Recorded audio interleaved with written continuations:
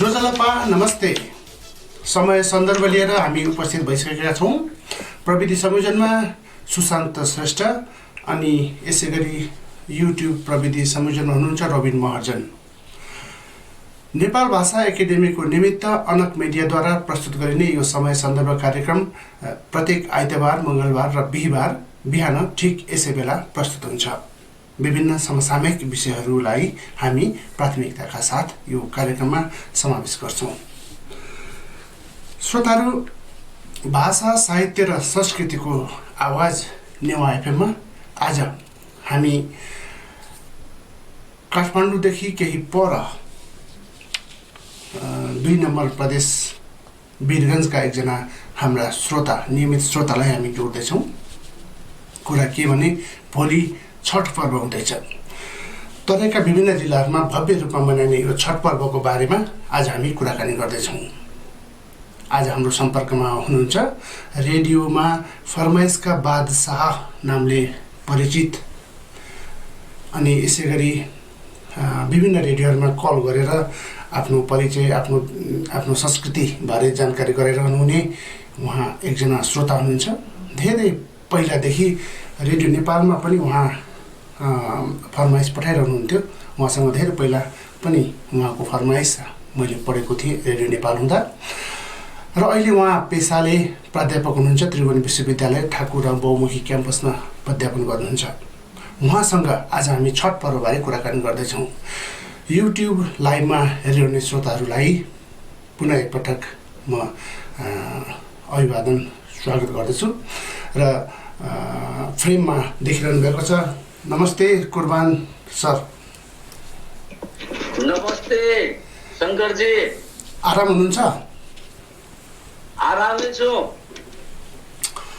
अनि रेडियोतिर कतिको फरमाइस पठाइरहनु भएको छ? अब यो त यस्तो छ शङ्करजी, पत्रको जमानादेखि लिएर अहिले नेटको जमानासम्म म त्यतिकै सक्रिय छु। त्यो तपाईँलाई पनि थाहा भएकै कुरो। पहिले त चिठी पत्र लेख्नु पर्थ्यो, अचेल सजिलो छ है? पहिला त चिठी पत्र पठाइन्थ्यो अनि कान थापेर बस्नु पर्थ्यो मेरो पत्र कहिले सामेल हुन्छ प्रोग्राममा। अहिले त्यस्तो जमाना छैन। फोन लाग्यो भने आफूले मन परेको गीत बजिहाल्छ, साथीहरूलाई डेडिकेसन गर्न पाइहाल्छ अनि जहाँ गए पनि सुन्न सकिन्छ है। अहिले मोबाइलमा सजिलो छ है? हजुर सकिन्छ। फेसबुक लाइभमा मेलबाट जुन एफएमहरू प्रसारण भइरहेछ त्यसमा सकेसम्म म सबैमा म प्रयास गर्छु फोन लगाउन। फोन लागेन भने कमेन्ट छोड्ने गरेको छु म। अहिलेसम्म तपाईँको यो युवावस्थादेखिको यो तपाईँको यो जुन त्यो फरमाइस पठाउने चाहिँ जुन चलन छ नि, अहिलेसम्म किन कमी भएको छैन होला है? अब यस्तो छ, अब यो मेरो रुचिको कुरा हो शङ्करजी। हजुर। म 8 क्लासमा पढ्दाखेरि यो फरमाइस गरेको। अब अहिले त म बुढो भइसकेँ। हजुर। 45 वर्षदेखि निरन्तर म चाहिँ आवाजको दुनियाँमा सक्रिय छु र यो सकलाई म पूर्ण विराम चाहेर पनि दिन सकिरहेको छैन।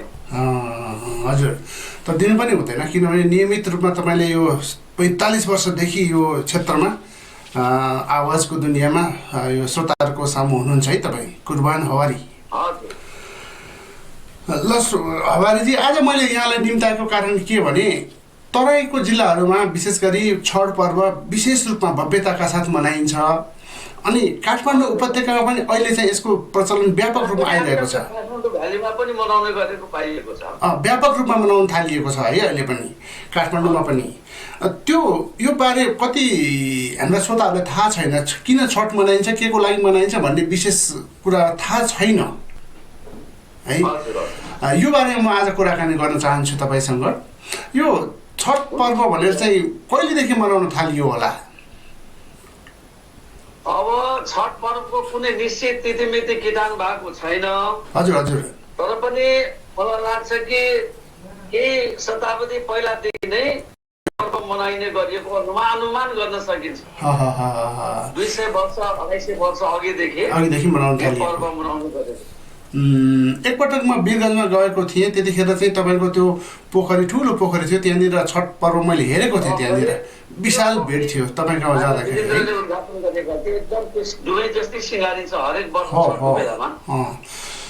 अनि छठ माईलाई चाहिँ कसरी पूजा गरिन्छ, विधि के छ यसको पूजा गर्ने विधि चाहिँ? अब यसमा अलिकता कतै कुनै कुनै ठाउँमा अलिकता फरक पनि विधि देखिएको छ के हजुर नर्मल्ली साधारण विधि आधारमा हजुर विश्वास गर्ने मानिसहरूको विचारको आधारमा हजुर छठ पर्वमा गरिने विधिहरू तथा चढाइने वस्तुहरू समेतमा विविधता पाइएको छ। हजुर। जस्तै कोही 2 दिनदेखि नै निराधार बस्छन्, कुनै ठाउँमा 1 दिन पहिलादेखि एक छाक खाएर बस्छन्। हजुर। यसरी अलिकता यसमा पनि विविधता पाइएको छ छठ मनाउने क्रममा पनि। हजुर यो चाहिँ हिन्दू धर्मावलम्बीहरूले मनाउने चाड हो कि मुस्लिम धर्मावलम्बीहरूले मनाउने चाड हो? अब कतै त समाचारमा सुन्न पाइन्छ कि इस्लाम धर्मावलम्बीहरूमा पनि यो पर्व कसैले मनाउने गरेको सुनिन्छ समाचारमा। तर स्पेशली यो हिन्दू धर्मावलम्बीहरूले मनाउने खास गरेर नेपालको तराई प्रदेशका अनि हिन्दू धर्मावलम्बीहरूमा अब त्यो पनि भाषा भाषिकाको कुरा गर्ने हो भने भोजपुरी, मैथिली, थारू, अवधी, बजिका आदि भाषा भाषिकाका नेपालीहरूले मनाउने यो नेपालको चाडपर्व मध्येको एक प्रमुख चाडको रूपमा यसलाई लिएको छ। हजुर पक्कै पनि सरकारले पनि अब तराईका जिल्लाहरूमा चाहिँ छठ पर्वको बिदा दिने गरेको छ। पक्कै पनि यो हजुर यो छठ बारेमा चाहिँ पौराणिक कथाहरू केही याद छ हाम्रा श्रोताहरूलाई केही छ भने सुनाइदिनुहोस् न, यहाँलाई केही जानकारी छ? केही पौराणिक कुराहरू किंवदन्तीहरू पनि यसमा आइएको छ। जस्तै महाभारतमा हजुर युधिष्ठिर वनवासको अवस्थामा अनेक कष्टहरू पाइरहेका थिए। हजुर। र त्यो अवस्थामा सूर्य षष्ठी व्रत गरेपछि उनको सबै कष्टहरू समाप्त भयो भन्ने कुरा पनि सुनिन्छ। यस्तो किंवदन्ती पनि सुन्ने गरेको पाइन्छ। हजुर। त्यस्तै हाम्रो ऋषि हुनुहुन्थ्यो च्वेन ऋषि।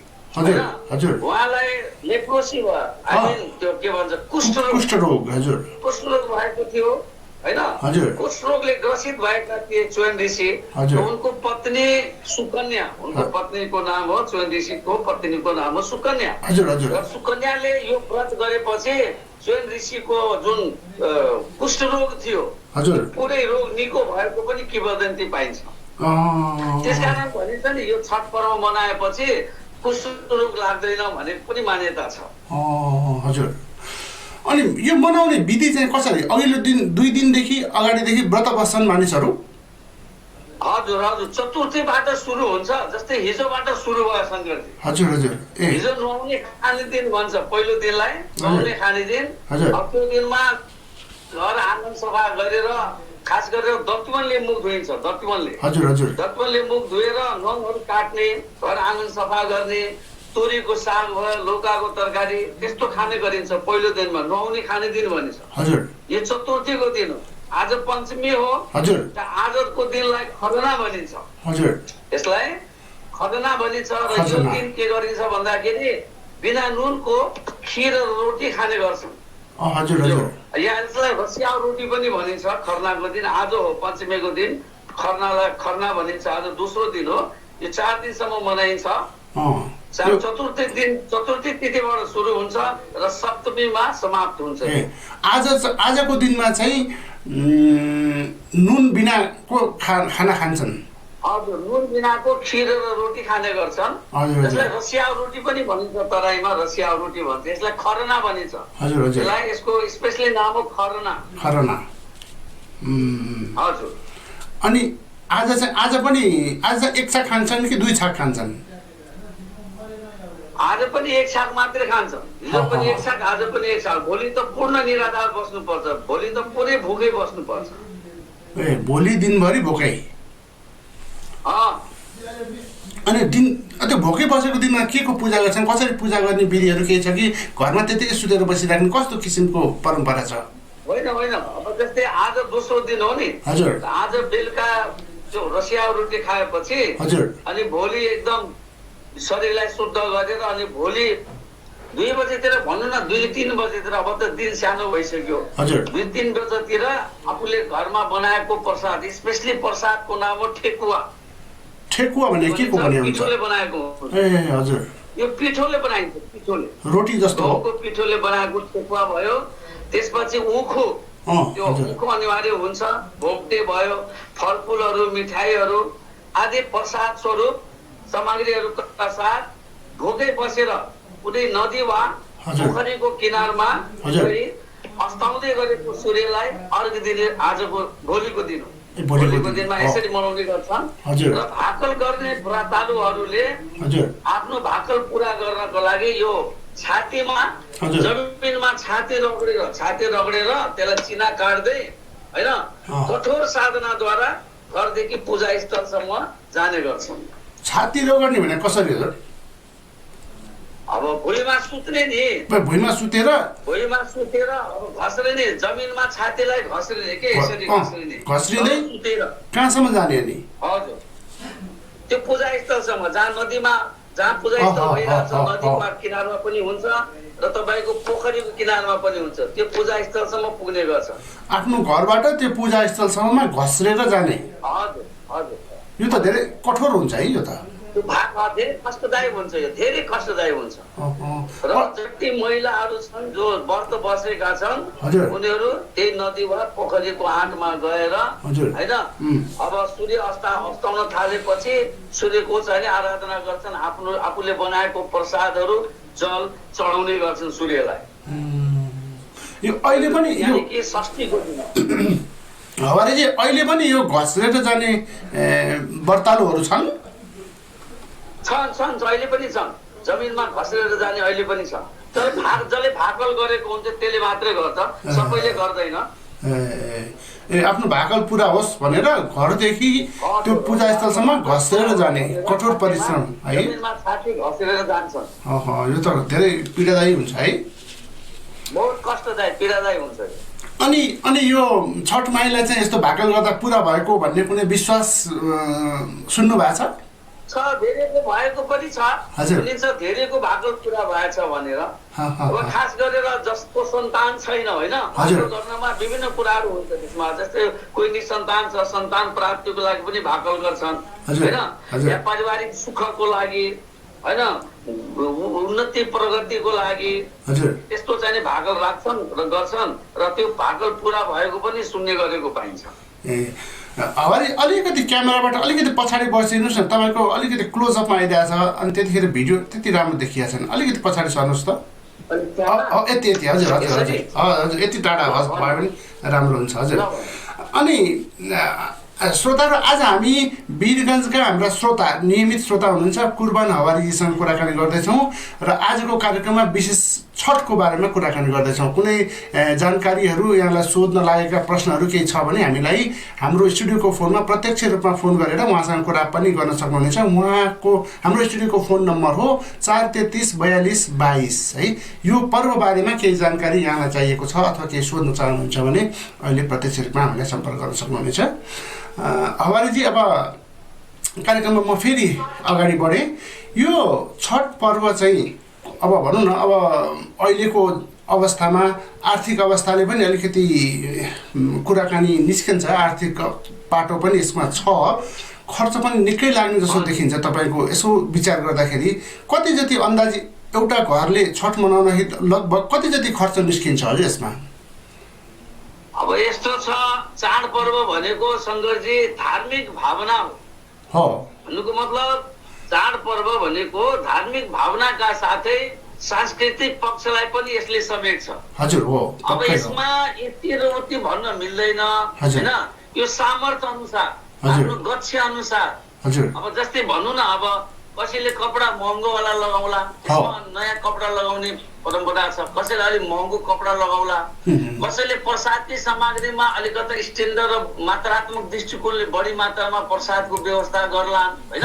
त आफ्नो सामर्थ्य अनुसार यसमा चाहिँ नि खर्च गर्छन् मान्छेहरूले, यति र उति भन्ने छैन, यति छैन। अनि यसमा के भने मैले कतिपय त्यो तराईको चाडपर्वहरूमा सुनेको पनि छु कि दुलहीले माइतीबाट पैसा लिएर आउनु पर्ने भन्ने पनि सुनेको छु। त्यसको जगेर्ना चाहिँ घरबाटै हुन्छ कि अथवा दुलहीले माइतीबाट लिएर आउँछन्? होइन, यस्तो छ, अब गरिबहरूलाई अब जस्तै आजकल अब हाम्रै प्रसाद क्षेत्र नम्बर 1 का प्रतिनिधि सभाका सदस्य हुनुहुन्छ प्रदीप यादव। हजुर। अब अहिलेकै न्युजमा आयो जहाँ गरिबहरू छन् जसो छठ गरिरहेछन् महिलाहरू उहाँहरूलाई पिठो भयो साडीहरू लुगाहरू भयो साडीहरू परियाहरू बाँडिरहेछन् त्यस्तै पार्टीका नेताहरूले पनि बाँड्छन् गरिबहरूलाई र अर्को कुरा चन्दा पनि उठाउने गरिन्छ गरिबहरूले चन्दा पनि उठाएर गर्छन् होइन नेताहरूले ठुला बडाले पनि मद्दत गर्छन् यसरी चाहिँ नि अब आफ्नो सामर्थ्य अनुसार भनौँ न गच्छे अनुसार यसमा खर्च गर्ने गरिन्छ यति र उति भन्न यकिन गर्न सकिँदैन यसमा अनि यसमा चाहिँ कुनै स्पेसिफिक कुनै विशेष वेशभूषा छ यो पर्व मनाउनको लागि छैन त्यस्तो स्पेसल वेशभूषा हुँदैन पवित्रलाई शुद्ध राख्ने आत्मा शुद्ध राख्ने भोगी बस्ने त्यो हो यसमा कुनै वेशभूषा कुनै स्पेसल छैन यसमा छैन है अनि यो छठ पर्वमा चाहिँ अब तपाईँको त्यो जनप्रतिनिधिहरूले केही सहयोग गर्छन् आर्थिक सहयोग कतिलाई गरेका पनि छन् गर्छन् पनि गरिरहेछन् अब यसो पनि गर्नु त परिहाल्यो नि अब भोट आउँदैछ होइन इलेक्सन आउँदैछ है उनीहरूलाई त भोट चाहियो नेताहरूलाई होइन मौका यही हो अनि मौकाको सदुपयोग गरिरहेछन् एक किसिमले हेर्ने हो भने सहयोग पनि गरियो छठ गराइदियो होला फलाना नेताले यति सहयोग गर्यो होला उसैलाई भोट दिउँ त्यस्तो मानसिकता आउँछ कि भोटर्समा भन्ने कुरा पनि छ त्यो त कानुनी रूपमा चाहिँ राम्रो होइन नि है भन्ने भने चाहिँ राम्रो त होइन तर अब नेताहरू आफ्नो भोट चाहिने भोट तुलिरहेछन् यही मौकामा अनि अगाडि चाहिँ यो छठ पर्व चाहिँ अब त्यो अहिले कोरोनाको अलिकति अलि खराब स्थिति पनि छ अहिलेको ठ्याक्कै कोरोनाको स्थिति के छ र त्यतातिर चाहिँ ध्यान दिएको छ कि छैन यो आयोजकहरूले अब यहाँ चाहिँ नि एकजना पनि पोजिटिभ निक्लिरहेको छैन विगतमा पर्सा जिल्लामा एक किसिमले भन्यो पर्सा जिल्ला कोरोना मुक्त भइसकेको छ धेरै राम्रो अब पहिला लास्ट इयर त कोरोनाले गर्दाखेरि छठ मनाइएन होइन 2 वर्ष त त्यति गयो तर यसपल्ट त एकदम हर्षोल्लास वातावरणमा वीरगञ्जमा जति पोखरीहरू छ या नदीहरू छ त्यहाँ चाहिँ एकदम दुलै जस्तै सिँगारिएको छ यसपालि भव्यताका साथ यो पर्व मनाउन गइरहेछन् पर्सा जिल्लावासीहरू बाजा गाजाहरूको व्यवस्था कसले गर्छ कसरी हुन्छ बाजा त्यहाँ बाजा पनि समुचित हुन्छ बाजा बजाएर पनि त्यो पूजा स्थलसम्म जाने छ त्यस्तो पनि छ कसैले बाजा गाजाका साथ जान्छन् पूजा स्थलसम्म जनसहभागिता चाहिँ कस्तो हुन्छ त्यहाँ जनसहभागिता त कुरै नगर्नु एकदम भिड एकदम उम्लिन्छ बापरे बा एकदम जनसहभागिता त म्याक्सिमम हुन्छ यो पर्वमा विशेष गरी त्यो के पोखरी अरुवा पोखरी भन्छ नि त्यसलाई त्यहाँको घडियल पोखरी है त्यो चाहिँ अहिले सबभन्दा केन्द्रबिन्दु वीरगञ्जको त्यही हो सबभन्दा बढी त्यहाँ भिड लाग्ने सबभन्दा व्रतालुहरू त्यहाँ जाने गर्छन् घडियल पोखरीमा त्यसको अलावा अरू अन्य ठाउँहरू पनि गर्छन् मान्छेहरू भिड भएर त्यहाँ जान नसकेर पोखरी छ तपाईँको छप्पै यहाँ पोखरी छ श्रीसिया नदी छ तिलाबे नदी छ थुप्रै पोखरीहरू छ वीरगञ्जमा अब 32वटा वडा छ प्रत्येक वडामा चाहिने कहीँ न कहीँ पोखरी छ कहीँ नदी छ सबैमा चाहिँ छठको लागि चाहिँ दुलै जस्तै सिँगारिएको छ अहिले वीरगञ्ज पहिले म वीरगञ्ज जाँदाखेरि त्यो पोखरीहरू कति अलि फोहोर देखिन्थ्यो अहिले चाहिँ सरकारले चाहिँ के राम्रो व्यवस्था गरेको छ सफा बनाएको छ पोखरीहरू गरेको छ अहिले हाम्रो 2 नम्बर प्रदेशका मुख्यमन्त्री हिजो मात्रै नगुवा पोखरी भयो उता इनरुवा पोखरीलाई चाहिँ एकदम सिँगार्नको लागि बजेट दिनुभयो त्यो अनुसार काम पनि भएको रहेछ हिजो मात्रै उहाँले उद्घाटन पनि गर्नुभयो लालबाबु राउतले अब यो पर्वको लागि अब भनौँ न अहिले गभर्मेन्टले चाहिँ तराईका जिल्लाहरूमा पुरा बिदा पनि दिइसकेको छ र अझ पनि केही सुविधाहरू सरकारले दिए होस् भन्ने जस्तो कुनै किसिमको आकांक्षा राख्नु भएको छ यहाँहरूले तराईवासीको नाताले त्यस्तो के हो भन्दाखेरि अब बिदा त ठिकै छ दिया छन् किनभने सरकारी कर्मचारीहरूलाई जानु पर्दैन हजुर यसका साथै सरकारले चाहिँ अब जो वास्तवमा जो गरिब छ हजुर र जो छठ गर्न खोजिरहेछ हजुर त्यसलाई कुनै स्थानीय सरकारको माध्यमबाट आर्थिक सहयोग गर्दाखेरि अझ राम्रो हुन्छ आर्थिक सहयोग दियोस् है सरकारले छठ गर्न गाह्रो नहोस् गरिबहरूलाई हैन हजुर यो छठ पूजा गर्दाखेरि कुनै ब्राह्मणहरू प्रयोग गरेर पूजा गरिन्छ कि आफ्नै औकातले आफै नै पूजा गर्ने कस्तो विधि छ होइन आफ्नो औकातले गरिन्छ पूजा त्यस्तो स्पेशल ब्राह्मण राख्ने परम्परा छैन है श्रोताहरू आज हामी कुराकानी गरिरहेका छौँ वीरगञ्जका कुर्बान हवारीज्यूसँग छठको बारेमा कुराकानी गर्दैछौँ। केही प्रश्नहरू छ भने यहाँले हामीलाई सिधै स्टुडियोमा फोन गर्न सक्नुहुनेछ 433-4222 र यो कार्यक्रम यहाँले युट्युबमा लाइभ पनि हेरिरहनु भएको छ। सम्पूर्ण श्रोतालाई म अनुरोध गर्न चाहन्छु कुनै जिज्ञासाहरू यहाँको छ भने हाम्रो स्टुडियोमा फोन गर्न सक्नुहुनेछ 433-4222 हवारीजी, अब हामी कुराकानी अगाडि बढाउँ। यो छठ पर्व बाहेक अरू पर्वहरू पनि छन् है, तराईमा मानिने, विशेष तराईमा मानिने खालको पर्वहरू? ती पर्वहरू के हुन् छठ बाहेक? अब जस्तै तपाईँ छठ पर्व बाहेक होइन, अब हिन्दू धर्मावलम्बीहरूमा तपाईँको अब फागु भयो, फगुवा भयो, हजुर, होली जसलाई भनिन्छ, अनि होइन जिउतिया भयो, जिउतिया पर्व पनि मनाउने गरिन्छ। त्यो चाहिँ कहिले मनाइन्छ? यो जिउतिया बितिसके त्यही भैया दुज भनौँ न, भैया दुज गइसक्यो। त्यसपछि इस्लाम धर्मावलम्बीहरूले मोहरम मनाउने गर्छन् होइन। कुन तिथिमा हुन्छ चाहिँ? ईद भयो, बकरिद भयो। बकरिद, हजुर। धेरै छन् है यस्तो चाडपर्वहरू। समग्रमा यी सबै चाडपर्वहरू भन्दा पनि छठलाई चाहिँ विशेष रूपमा मनाइन्छ। यसलाई विशेष महत्व किन दिन्छ भने यसमा के तराई मुलका हुन् कि पहाडी मुलका हुन् होइन, यसमा कतै कतै इस्लाम धर्मावलम्बीहरू पनि यसमा सम्मिलित भएको न्युजहरू खबरहरू सुन्न पाइन्छ। र यो तराईको लागि भनौँ न, मधेसको लागि सबभन्दा पवित्र र ठुलो चाडको रूपमा यसलाई लिएको छ। हुन त अब अहिले यो छठ मनाउँदाखेरि बिहान र बेलुका दुवै दिन, षष्ठी र सप्तमीका दिन, अब षष्ठीका दिन अस्ताउँदै गरेको सूर्यको आराधना गरिन्छ र सप्तमीका दिन तपाईँको उदाउँदो सूर्यको आराधना गरिन्छ, अर्घ दिन्छ। तर यो पूर्व कालमा यसको वास्तवमा केन्द्रबिन्दु भन्दाखेरि मिथिलालाई नै हामी लिन्छौँ। मिथिला क्षेत्रमा बेलुकाको पूजा त चन्द्रमाको गरिन्थ्यो, त्यो ट्रेन अहिले चेन्ज भइसकेको छ। अहिले आएर दुवै बेला चाहिँ सूर्यकै आराधना गरेको पाइएको छ। तर पूर्व कालमा मिथिला क्षेत्रमा होइन पूजा चाहिँ चन्द्रमाको गरिन्थ्यो। यो अलिकति चेन्ज आयो। चन्द्रोदयको पूजा गर्ने र अनि भोलिपल्ट बिहान सूर्योदयको पूजा गर्ने चलन थियो।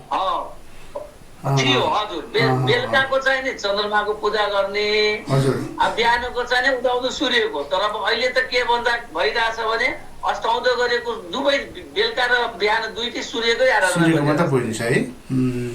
यो छठ माई भन्न साथै सूर्यकै पूजा गर्ने चलन भयो है। अब यो वास्तवमा भन्ने हो भने यो सूर्यको पूजा भन्न पनि मिल्दैन मेरो विचारमा। यो त देवीको छठी देवी भन्छ नि, छठी परमेश्वरी, छठी मैया, यसको पूजा गर्ने हो। यसको शाब्दिक अर्थ के? छठ भन्नाले शाब्दिक अर्थ के छ यहाँ थाहा छ? अब यो छठको शाब्दिक अर्थ भन्नुहुन्छ भने छठ शब्दलाई छठी पनि भनिन्छ, षष्ठी होइन, छैठौं तिथि। यो शब्द संस्कृत भाषाको षष्ठी शब्दबाट, फेरि यसलाई सुन्नुहोस् है, संस्कृत भाषाको षष्ठी शब्दबाट ध्वनि अन्तर्भेदले बनेको। अब ध्वनि अन्तर्भेद भनेको बोल्दा बोल्दै, ध्वनि भनेको साउन्ड भएको, अन्तर भनेको डिफरेन्स भएको, बोल्दा बोल्दै बोल्दै बोल्दै बोल्दा बोल्दै गएर यो चाहिँ नि छठ आएको। किनकि षष्ठी शब्दबाट छैठौं तिथिको बोध हुन्छ। षष्ठी शब्दबाट छैठौं तिथिको बोध हुन्छ। जुन चन्द्रमाको आधारमा, सूर्यको आधारमा होइन, फेरि चन्द्रमाको आधारमा निर्धारण गरिएको महिनाको गणनामा शुक्ल र कृष्ण गरी दुवै पक्षहरू आउने गर्छ। कृष्ण पक्ष भनेको तपाईँको अँध्यारो भयो, शुक्ल पक्ष भनेको उज्यालो भयो। यो छठ पर्व जुन छ शुक्ल पक्षमा पर्ने छैठी तिथिको दिन मनाउने गरिन्छ। यो संस्कृत भाषाबाट छठ जुन आयो नि, यो षष्ठी शब्दबाट, संस्कृतको षष्ठी शब्दबाट होइन, ध्वनि अन्तर्भेदले गर्दा गर्दै यसको नाम छठ भइरहेछ। यो तिथि अनुसार षष्ठी तिथिलाई नै अपभ्रंश, बोल्दा बोल्दै अपभ्रंश भएर छठ हुन गएको हुन सक्छ।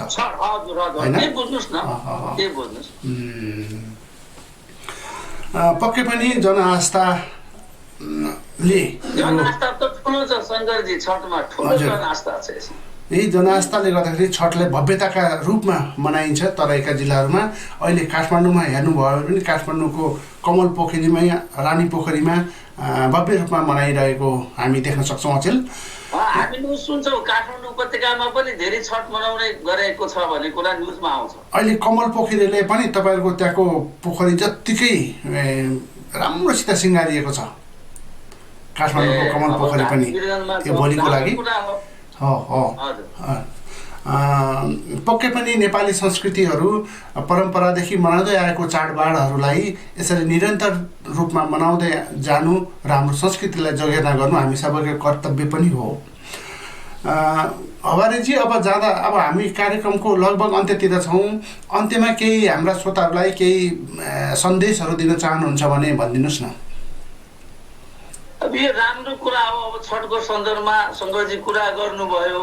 भर्खर तपाईँले भन्नुभयो कमल पोखरीमा पनि काठमाडौँमा पनि मनाइने गरिएको छ। आफूले नमनाए पनि कमसे कम छठ यो व्रतालुहरूप्रति सद्भाव राख्ने, सकिन्छ भने आर्थिक सहयोग गर्ने, अनि कुनै सहयोग चाहिन्छ भने सहयोग गर्नुपर्छ। र यो छठ चाहिँ एकदम भव्यताका साथ हर्षोल्लास वातावरणमा मनाउन कुनै कठिनाइ नहोस् यस्तो किसिमको मानसिकता बोक्नुपर्छ सबैले। हजुर पक्कै पनि। अब यो मैले सोध्न बिर्सेको केही कुराहरू छ कि कुर्बानजी केही यो छठको बारेमा, अनि तपाईँले बताउन चाहनु भएको कुनै कुरा थियो कि अन्त्यमा केही बताइदिनु न। अब यसमा अब त्यही हो। यसमा अब हिन्दूहरूले मनाउने तर सबै हिन्दूहरूले पनि यसलाई मनाउँदैन। हजुर तपाईँलाई यो जानकारी गराइदिउँ। तपाईँले त सोध्नु भएन। हजुर हजुर हिन्दू धर्मावलम्बीले मनाउने यो छठ हो तर सबै हिन्दूले पनि फेरि मनाउँदैन। हजुर हजुर वास्तवमा छठ भनेको लोक पर्व हो। छठ भनेको के हो त? लोक पर्व है, सबैले मनाउने। लोक पर्व भन्नाले जनमानसमा रहेको विश्वासको आधारमा, जनमानसमा रहेको विश्वासको आधारमा चलेको यो परम्परा हो, ट्रेडिसन परम्परा हो। पक्कै पनि यसलाई लोक पर्व तपाईँले अघि नै सोध्नु भयो नि कहिलेदेखि मनाएको। यो परम्परादेखि चलिआएको, एक शताब्दी पहिलादेखि मनाउँदै आएको हो यो। र यसलाई लोक पर्वको रूपमा पनि लिन सकिन्छ। हजुर हजुर पक्कै पनि। र यो चाहिँ परम्परा हाम्रो भावी पुस्ताले पनि देखुन् र चलिरहोस् भन्ने हाम्रो कामना पनि छ। यसको अक्षरश पालन गरून्। हजुर है। हस् त श्रोताहरू, अब आजको कार्यक्रम छठ विशेष थियो। हामीले वीरगन्जका कुर्बान हवारीज्यूसँग कुराकानी गऱ्यौँ। पेसाले उहाँ त्रिभुवन विश्वविद्यालयका एक प्राध्यापक हुनुहुन्छ।